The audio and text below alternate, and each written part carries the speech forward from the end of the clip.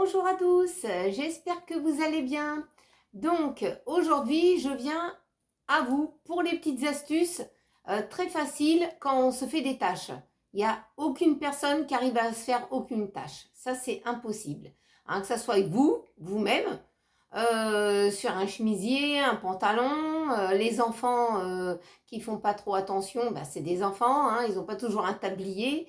Donc je viens vers vous à ce sujet au niveau des tâches que des fois on n'arrive pas à enlever ou que c'est super compliqué, on n'a pas le produit pour détacher. Alors on détache plus des fois, hein, voilà, on laisse tomber, hein, on s'est acheté un beau truc, voilà, c'est la galère. Donc je vais vous dire mes petites astuces et puis vous me direz en commentaire si vous avez des tâches, même des tâches anciennes, hein, vous pouvez toujours les rattraper.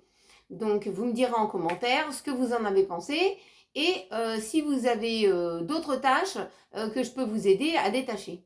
Hein. Donc, on va commencer par l'éosine. Alors, tout le monde a utilisé de l'éosine. Hein. Ça, pour les enfants, pour les petites fesses, tout ça, les petits boutons, les petits trucs comme ça, l'éosine.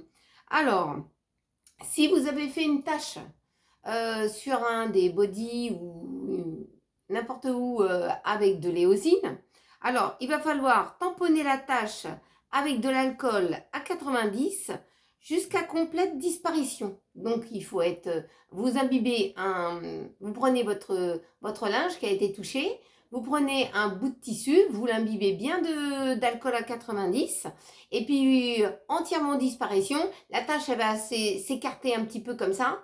Et puis, vous pouvez mettre un petit tissu en dessous parce que ça va transpercer un petit peu. Hein, mais au moins, vous arriverez à détacher l'éosine. Parce que l'éosine, pour la détacher, c'est pas facile. Hein, même pour les mains, hein, des fois, vous n'arrivez pas à vous débarrasser facilement de l'éosine. Donc, n'oubliez pas d'avoir une petite bouteille toujours sous le coude d'alcool à 90 à la maison. Alors, de l'encre. Alors, de l'encre, c'est pas mieux. Hein. De l'encre de stylo à bille ou de l'encre de stylo à plume, c'est pareil. Hein. Alors, moi, j'ai deux astuces à vous proposer. Alors, avec de la tomate. Alors, n'ayez pas peur parce que la tomate s'attache aussi. Hein.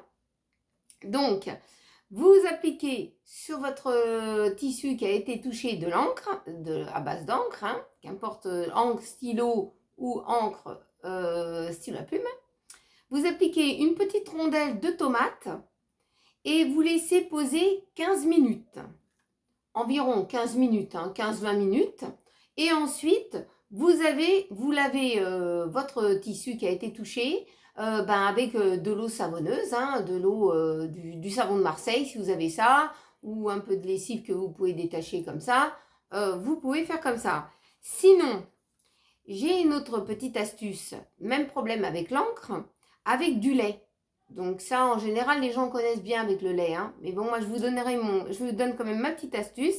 Alors, vous imprégnez la tâche de lait et vous laissez agir un petit peu aussi 15 à 20 minutes et vous rincez à l'eau tiède. Normalement, ces deux astuces sont très valides. Hein. Mais moi, j'aime bien l'astuce avec le lait. Après, si vous aimez avec la tomate, vous pouvez utiliser la tomate. Hein.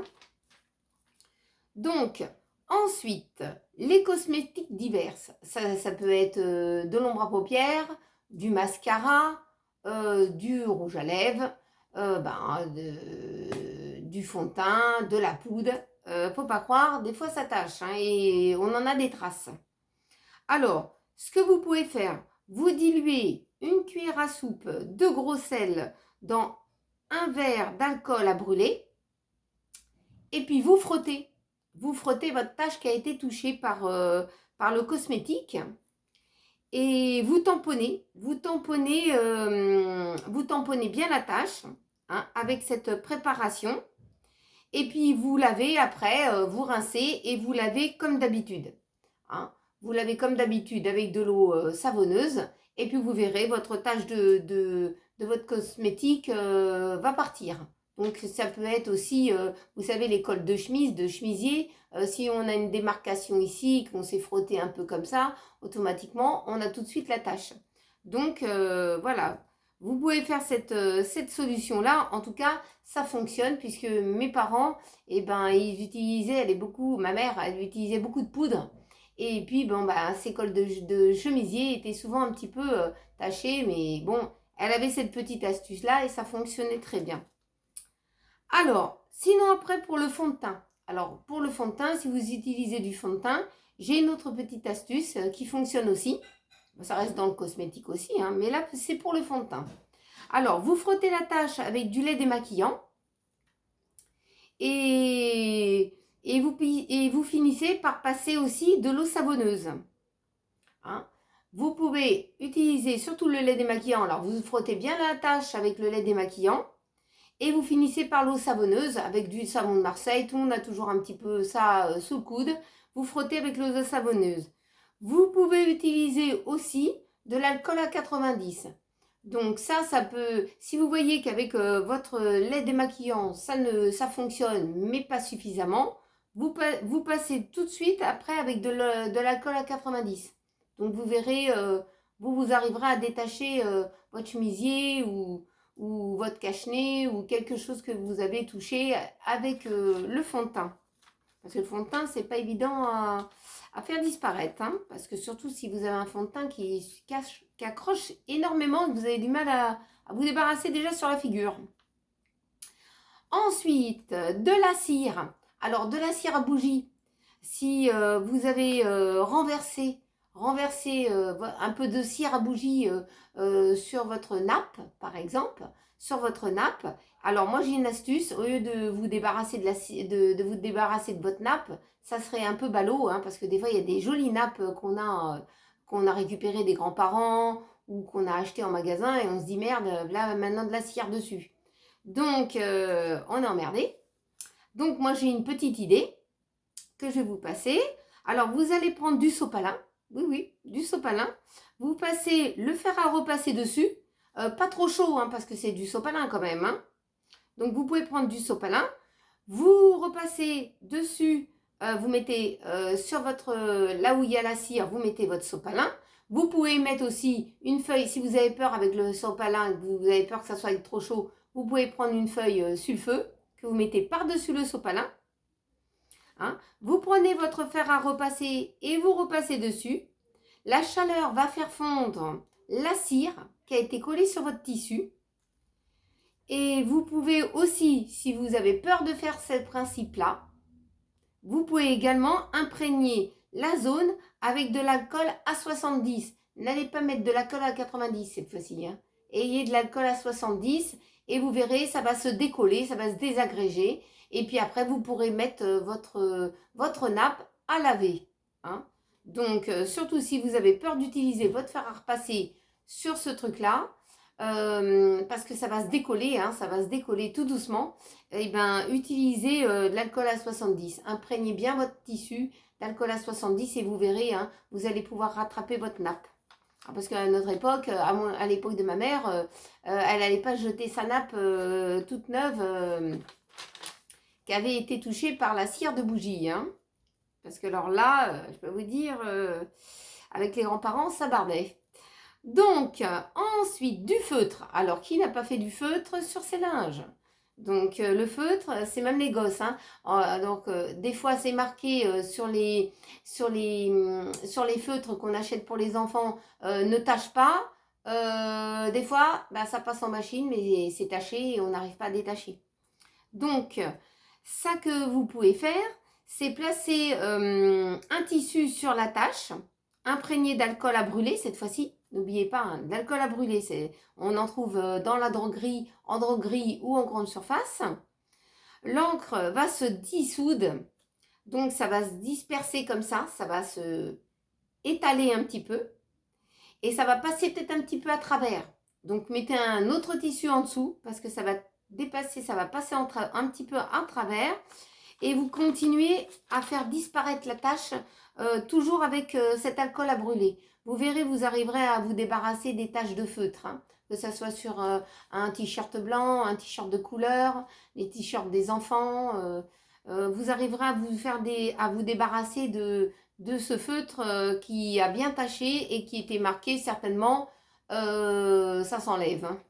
Hein, parce que je connais le truc. Donc voilà. On vous dit pas tout des fois, hein. Vous achetez un truc, ça se dit, ça se détache, mon œil, hein. Ça se détache pas toujours, hein. Alors, de la confiture. Alors, qui n'a pas été prendre son petit déjeuner et qui a fait clac sur votre pyjama. Donc là, après, vous avez une belle broche de confiture qui dégouline. Donc, ce que vous pouvez faire, parce que la confiture, ça tâche, hein, je confirme, ça tâche vraiment. Alors, après avoir retiré l'excédent de votre broche de confiture sur votre pyjama, vous essuyez la tache avec une éponge un peu humide ou un tissu imprégné d'eau vinaigrée, c'est-à-dire déjà vous enlevez la tache comme ça avec l'éponge, hein. Bon, ça va faire une grosse auréole, hein, vous en faites excédent.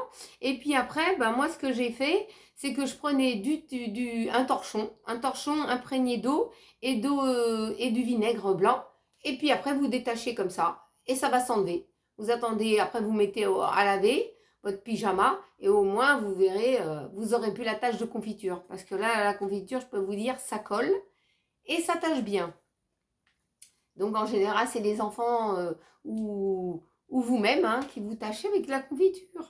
Donc après, on est content, hein, on a le pyjama tout neuf. Alors, de la colle ou de la peinture acrylique.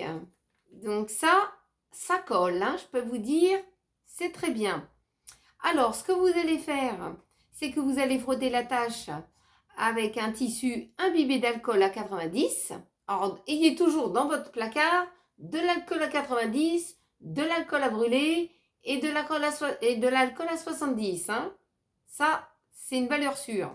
Alors, vous allez frotter la tache avec un tissu humide imbibé d'alcool à 90 jusqu'à complète disparition. Donc, parce que l'acrylique, la peinture à l'acrylique ou de la colle, ça forme des taches. Quand ça sèche, et ben après, c'est granuleux et ça forme une grosse tache. Et pour vous en débarrasser, c'est la galère. Donc là, je vous donne une astuce. Si vous avez même des anciennes taches avec de l'alcool ou de la peinture acrylique, vous pouvez toujours rattraper le coup, hein. Alors, la cerise. Alors là, la cerise, j'adore les cerises. Mais alors, quand ça tâche... Bon, là, on n'est plus peut-être dans la période encore des cerises. Hein. Je ne crois pas. À moins que ça soit dans les magasins bio. Mais voilà, la cerise, c'est pas facile à détacher. Alors, moi, j'ai 2 astuces pour la cerise. Alors, avec du jus de citron. Alors, vous imprégnez la tâche que vous avez fait avec votre cerise de jus de citron et vous laissez agir au moins 15-20 minutes. Hein. Et après, vous rincez avec de l'eau chaude.